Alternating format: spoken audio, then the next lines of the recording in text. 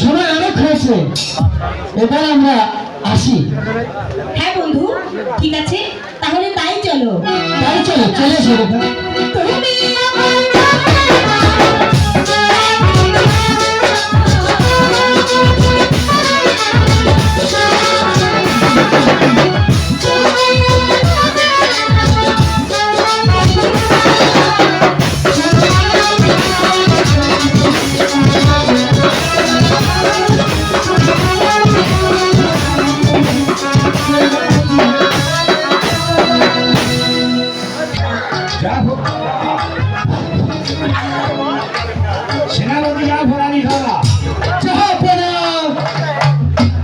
ইব্রাহিম আর এই নবাব যারা কামালের সংবাদ কি?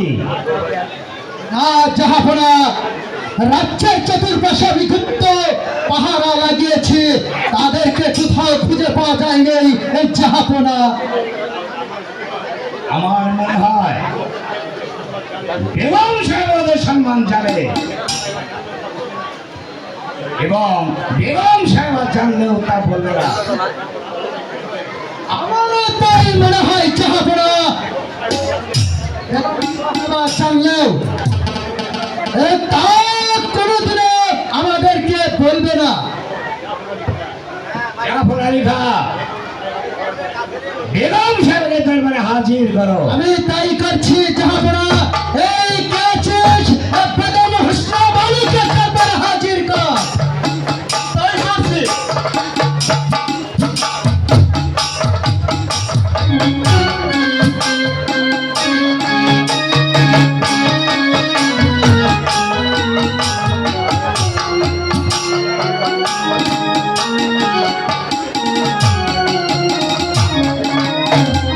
এই তো এই এসেছি। আমাকে আমার দরবারে ডাকা হয়েছে। আমাকে কেন দরবারে ডাকা হয়েছে? সারা বেগম সাহেবা, আপনি হয়তো জানেন যে আপনার জীবন মরণ এখন আমাদের হাতে। হ্যাঁ, তা জানি। বন্দি যখন করেছিস তখন ইচ্ছে করলে মৃত্যুও দিতে পারিস। তাহলে বলুন, শিশু কামাল আর ইব্রাহিম কোথায় পালিয়েছে? সে সংবাদ আমি জানি না। জানেন না? না, জানি না। কেমন করে জানাতে হয় সেটা আমার ভালোভাবেই জানা আছে। বলুন সত্য করে, কোথায় আছে ওরা? আমি জানলেও বলবো না। আপনি যদি স্বেচ্ছায় না বলেন তাহলে আমার এই হাতের চাবুক দ্বারা আপনাকে যে আমি পড়াতে বাধ্য করব। বেগম সাহেবা, চুপ করবি না। আমাদের হাতে বন্দি হয়ে এখনো তো দেশ কমলে কিভাবে যে দেশ কমাতে হয় তাই জাফর খান জানা আছে। ওরে বেঈমানের বাচ্চা, বেঈমান! তোদের চাবুকের ভয়ে আমি কুণ্ঠিত নই। আমার কামাল কোথায় আছে এ জীবনে গেলেও আমি সে কথা বলবো না। তাহলে আপনি বলবেন না? বলছি তো, এক কথা বারবার আমি বলতে পছন্দ করি না। তাহলে বলবেন না যে বেগম সাহেবা, কিভাবে যে বলাতে হয় সেটা আমার ভালো করে জানা আছে। আমার এই চাবুক দ্বারা আপনাকে আমি বুঝিয়ে দেব।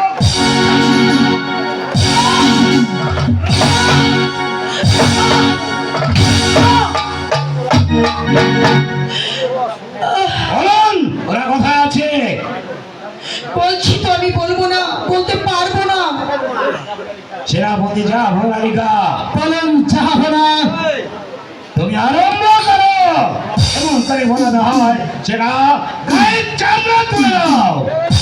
শুনুন বেগম সাহেবা, আমি আপনাকে বাধ্য করব।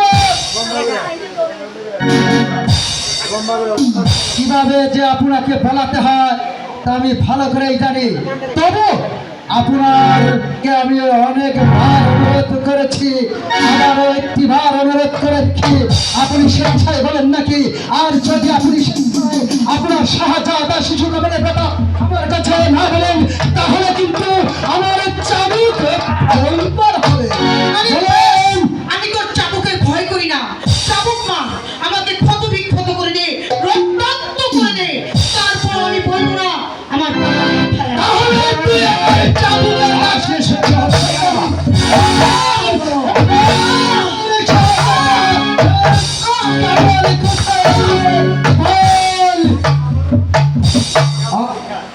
জাফর আলী খা, সত্য জাহাপনা শত চেষ্টা করেও এই বেঈমানির কাছ থেকে আমরা শাহজাদা কামালের সন্ধান পাচ্ছি না। এই কি বললি?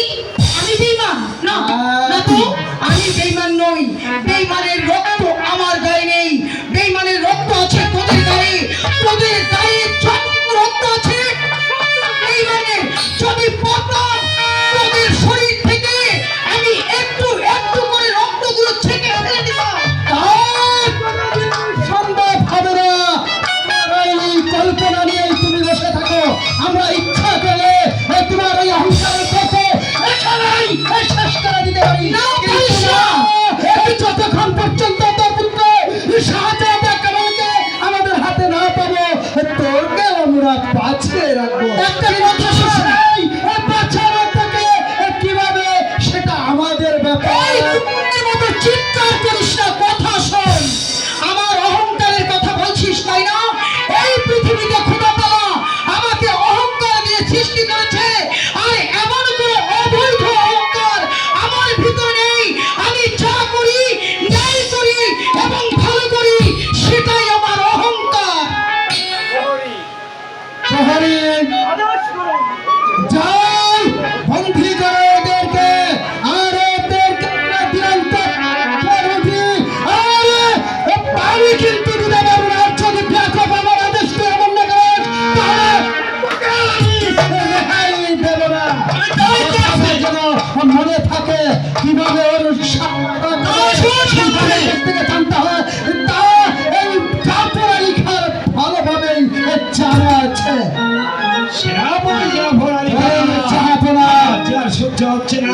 যেমন করে হোক শিশু কামাল আর ইব্রাহিমকে খুঁজে বের করে হত্যা করো।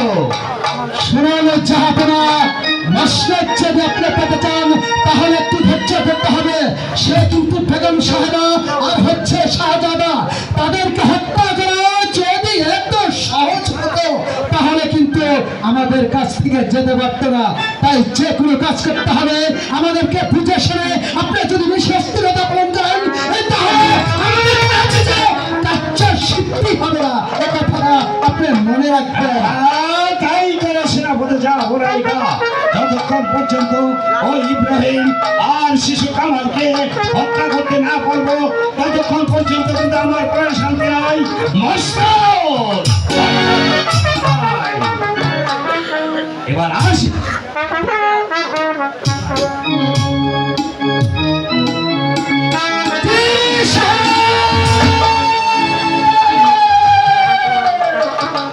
তুমি ভেবেছ আমাকে দিয়ে তুমি কাচ্চা সিদ্ধি করে আর তুমি করবে এই রূপনগরের মসজিদ দেখো। না না না, তা কখনো হতে পারে না। হত্যা করো, আমার কাচ্চা আমি সিদ্ধি করে তারপরে আমি করব এই মসজিদ দাখল। আর তুমি যাবে ওই বেগম হোসনা বানো আর আবু শিশু কামালের নাগাল আমাদের এই ধরাই ছোঁয়ার আর অবিরিত সম্রাটে আমি করব রাজ্য পরিচালনা। আর এই রূপনগরের রাজা হব আমি। আমার এই মনের আশা এই তুমি যদি বেগম হোসনা বানো আর আবু শিশু কামালকে হত্যা করে এই মসনদ দখল করতে, আমি কেন পারবো না উজির সাহেব তোমাকে হত্যা করে এই মসনদ দখল করতে? তাই তুমিও মনে রেখো, আমার সাথে তুমি কখনো কোনোদিনও চুরিতে পারবে না। কথাটা তুমি মনে রেখো উজির সাহেব। এবার আমি আসি।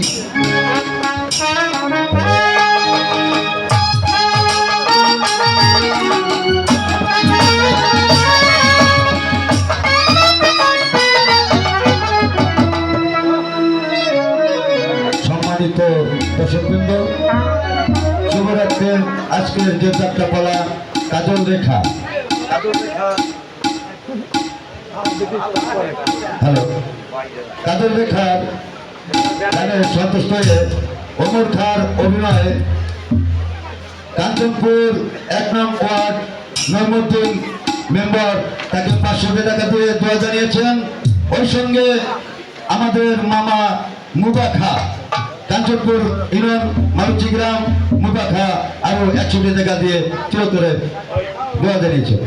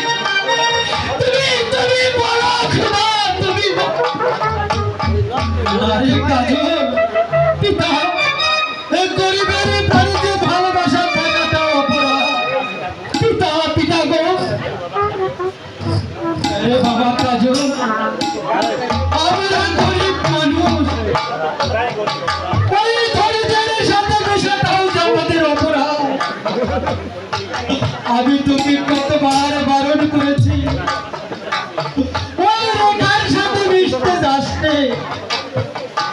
তুই আমার কথা কিছুতেই শুনলি না। তোকে আমার কথা শুনতি তাহলে তোকে আজ এত আঘাত পেতে হতো না। আমি সবই বুঝি পিতা, আমি সবই বুঝি, শুধু এতটুকু বুঝি না খোদার সৃষ্টি মানুষ কেমন করে এত নিষ্ঠুর হয়ে যায়। বাবা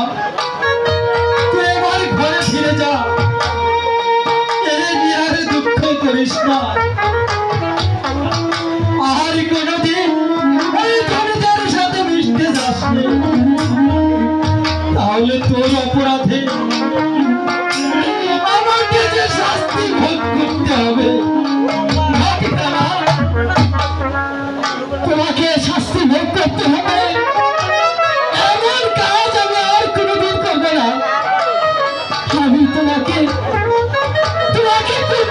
বিপদে ফেলতে দেবো না। এবার আমি আসি পিতা, এবার আমি আসি।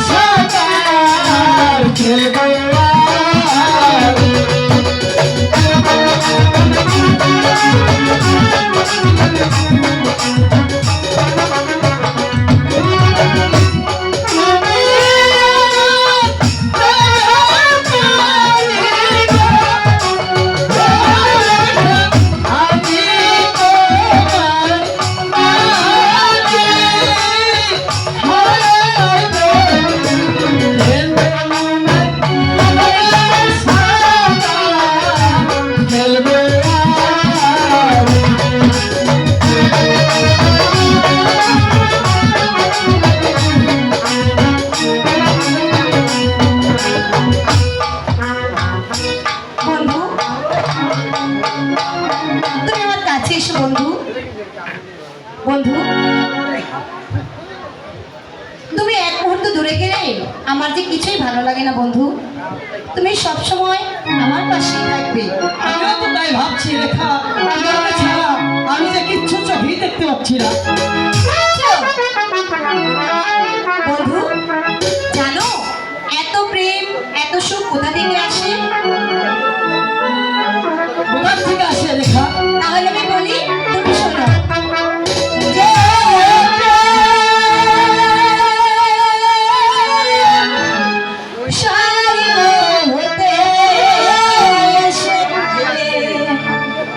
জীবনে আমার হইল সে কেঁদে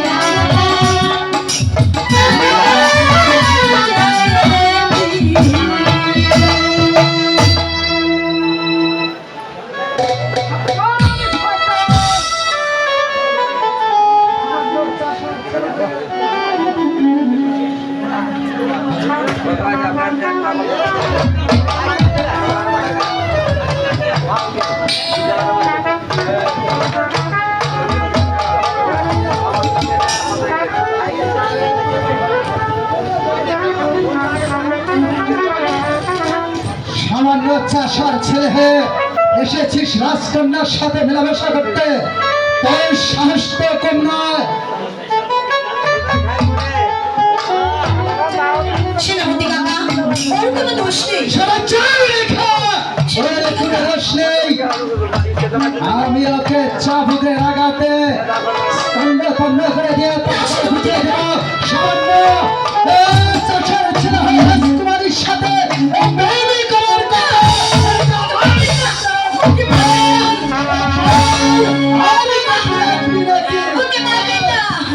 শুনলেন শুনলেন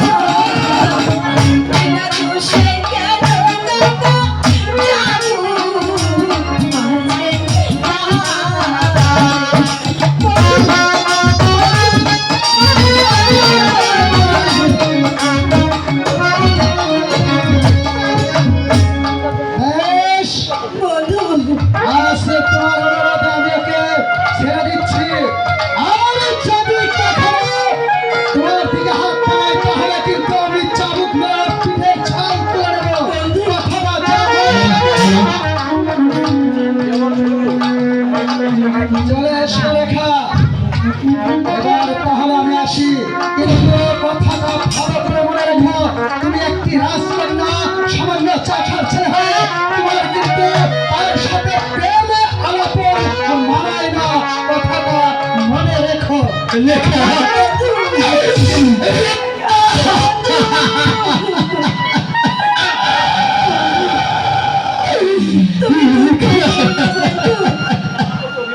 তুমি আমার প্রতি অভিমান করো না। অভিমান নয় রেখা, তুমি আমার রাজকন্যা, আর আমি যে সামান্য চাষার ছেলে। তোমার সাথে ভালোবাসা আমার মানায় না রেখা। তুমি জানো না রেখা,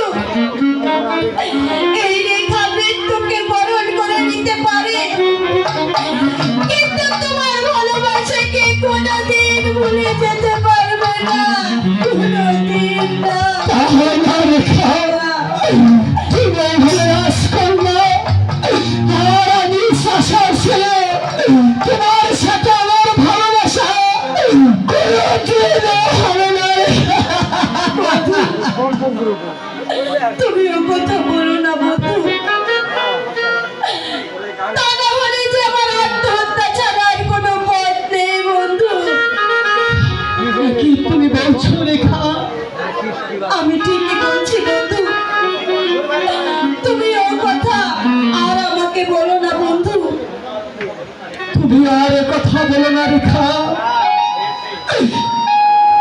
চলো রেখা, সময় অনেক হয়েছে, এখন আমরা তাহলে গৃহে চলে যাই। তাই চলো তাই চলো রেখা।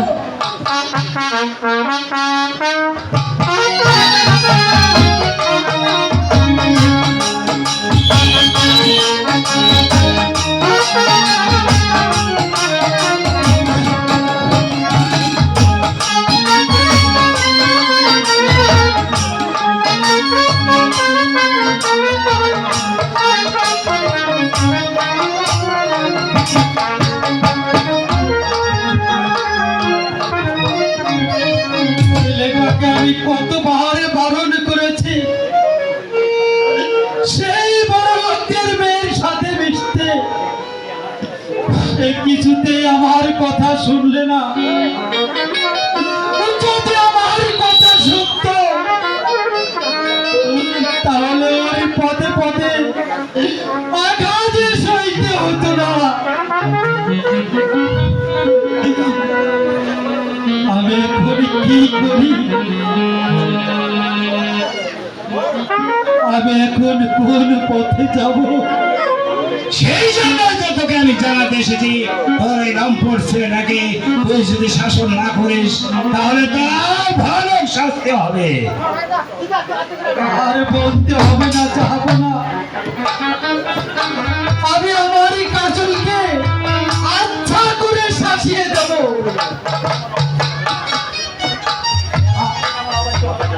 আর কোনোদিন আমার অবাধ্য হবে না। তাই করতে হবে, তোর কথা মানি, তাই করতে হবে। তোর ছেলে স্পর্ধা আকাশ ছোঁয়া হয়ে গেছে, আর তোর ছেলেকে যদি অন্যায় পথে দেখি আমি বাপ জীবনে হত্যা করবো। তাহা করতে হবে না, যাব না। আমি আজই সে পথে বন্ধ করে দেব। মনে রাখিস কদম আলী, ওই ছেলেই তোদের তুমি ডেকে আনছে। যদি জীবনের মা থাকে তাহলে তোর নম্বর ছেলেটাকে তোর বাড়ি থেকে তাড়িয়ে দে, আর না হলে তোর ভালো শাস্তি হবে। এটা হলো আমার আদেশ। না না না, এই যে অসম্ভব। ওই ছেলেটার জন্য আমাকে পদে পদে অপমান সহ্য করতে হবে। আর আমি কতদিনই অপমান সহ্য করব? না, আজই আমি ওকে ওর মামার বাড়ি পাঠিয়ে দেব। ওকে মামার বাড়ি পারলে আমার পথ হবে পরিষ্কার। আমাকে আর অপমান সহ্য করতে হবে না। আমার পথ হবে একেবারে পরিষ্কার।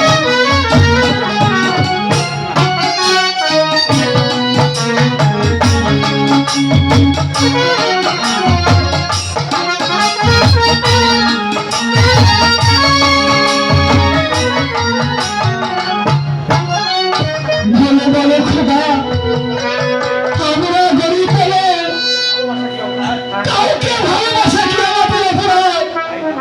তাই যদি হবে কেন স্নেহ মমতা দিয়ে এই পৃথিবীতে পাঠালে খোদা? বলো খোদা, কেন এই পৃথিবীতে পাঠালে?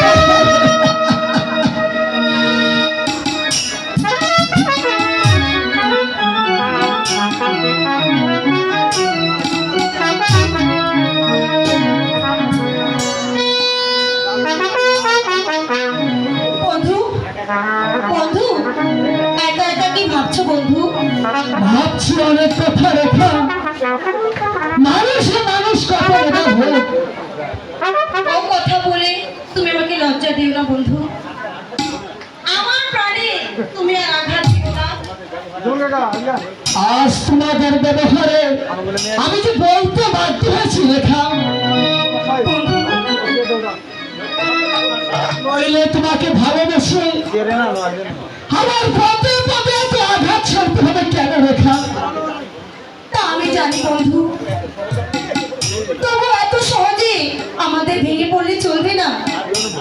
আর রেখা না, তুমি আর আমার কাছে এসো না, তুমি আর আমাকে চাবুকের মুখে ঠেলে দিও না রেখা, তুমি আমাকে চাবুকের মুখে ঠেলে দিও না রেখা।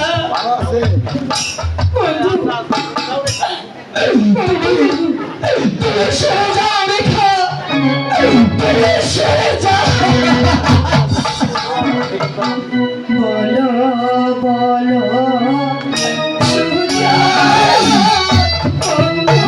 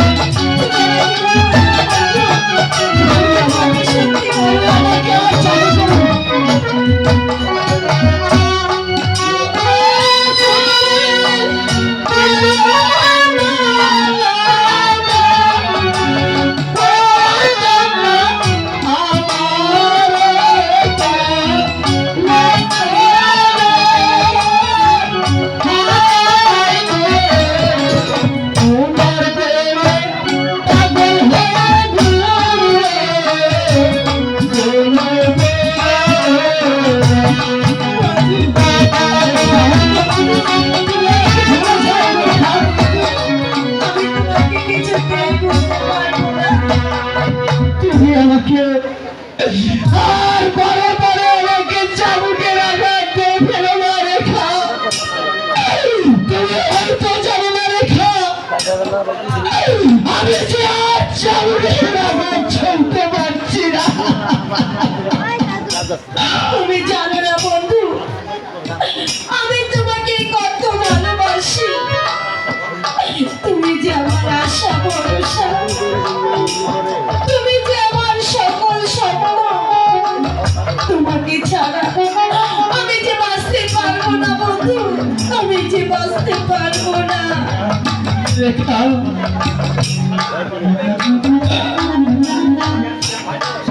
তোমাকে আমি কেমন করে বিশ্বাস করতে পারি রেখা? তুমি হলে রাজকন্যা আর আমি সামান্য চাষার ছেলে। বন্ধু, ওর কথা বলে তুমি আমাকে আর আঘাত দিও না বন্ধু। এই নির্জনে তুমি ছাড়া আর কেউ নেই। আমি ওই আকাশের চন্দ্র সূর্যকে সাক্ষী রেখে আমি তোমাকে স্বামী বলে গ্রহণ করলাম। রেখা, আমি তোমার সাক্ষী রেখে তোমাকে আমি হৃদয় স্থান দিলাম রেখা, তোমাকে আমি হৃদয় স্থান দিলাম। বন্ধু, রেখা, চলো রেখা, আমরা ওই গাছের ছায়ায় বসে বিশ্রাম করে নি। তাই চলো বন্ধু, তাই চলো।